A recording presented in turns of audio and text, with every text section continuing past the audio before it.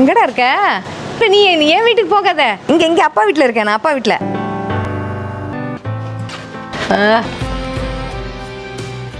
So நீ ரெகுலராக வந்துட்டு இருக்க அப்போ? ஆமாடா. இந்த வேட்டி மாற்றிட்டு ஒரு காப்பியை போடுறேன்டா உனக்கு நான். அப்பாவோடதா? ஆமாம், மாற்றிட்டு வாடா, ஒரு காப்பியை போடுறேன். அப்புறம் குடிக்கிறேன். வண்டி ஓட்டுது, டயர்டாக இருக்கும், ஒரு காப்பியை குடிடா. அப்புறம் என்ன ரேட்டு போகுதுங்க?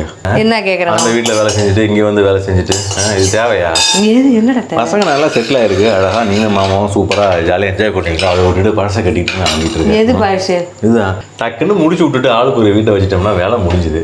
ஆஹா, விற்று உனக்கு எனக்கு ஒரு ஃப்ளாட் வந்து அதில் தான் இப்போ நமக்கு ஓடணும்.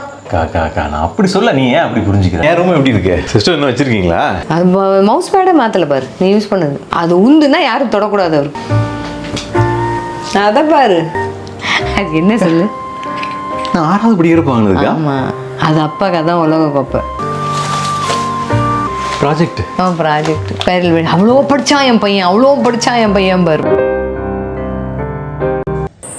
நல்லா வளர்ந்துச்சுல? ஐயோ, நல்லா காய்ப்பு. மாங்காய் பறிச்சு மாளாதுரா, காய்ச்சல் காம்பவுண்ட் உயரம் தான் இருந்ததுல. வளர்ந்து போச்சு, நல்லா வளர்ந்து போச்சு. சூப்பர் மரம். அங்கே ஸ்கூல் தெரியுமா? எல்லாம் தெரியல பாரு. அதெல்லாம் ஒன்றும் தெரியாதுடா. இப்போ ரோடு எவ்வளோ வீடு பாருங்க. இடமே இல்லை போல இருக்கு. சூப்பராக இருந்ததுக்கா. அப்படியே அம்மாவோட சாப்பாடு சாப்பிட்ட மாதிரி. அம்மா சொல்லி கொடுத்ததானடா. என்னக்கா அது? பாரு,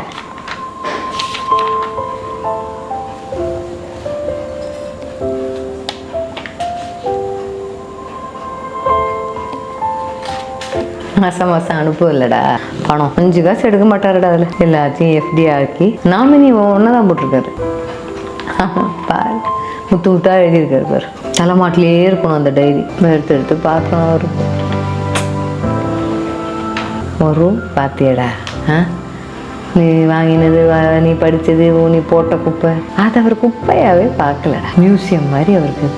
ஒரு நாளைக்கு ஒரு தடவையாவது இங்கேருந்து போய் இந்த ரூமில் ஒரு 10 நிமிஷமாவது உட்காந்துட்டு வருவார். என்னமாதிரி நீ கூட இருக்க மாதிரி இருக்கும் போல இருக்கு அவருக்கு. அதை வந்தெல்லாம் பார்க்கறது.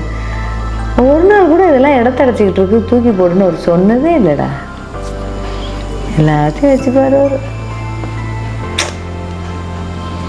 நம்ம மட்டும் பாரு, அப்பா இல்லை அப்படின்னு ஒன்று எதுவுமே இனிமேல் தேவையில்லை, எல்லாத்தையும் விற்றுலாம், தூக்கி போட்டுடலாம் அப்படிலாம் யோசிக்க ஆரம்பிக்கிறோமேடா. அப்போ ஒரு ஆசையாக அதெல்லாம் சேர்த்து வச்சாரு. வீடு இல்லாண்டா விற்போம். நீ வந்ததுலேருந்து இது எத்தனை சதுரடி, என்ன விலை போகுது, ஏரியா என்ன விலை போகுதுன்னு கேட்குறேன். அந்த ரூம் முழுக்க அவர் ஒன்று நினப்பாவே எல்லாத்தையும் எடுத்து வச்சுருக்காரு. அது எங்கடா போய் போடுறது? அதுக்கு என்னடா விலை? யோசிச்சே பார்க்க முடியலடா.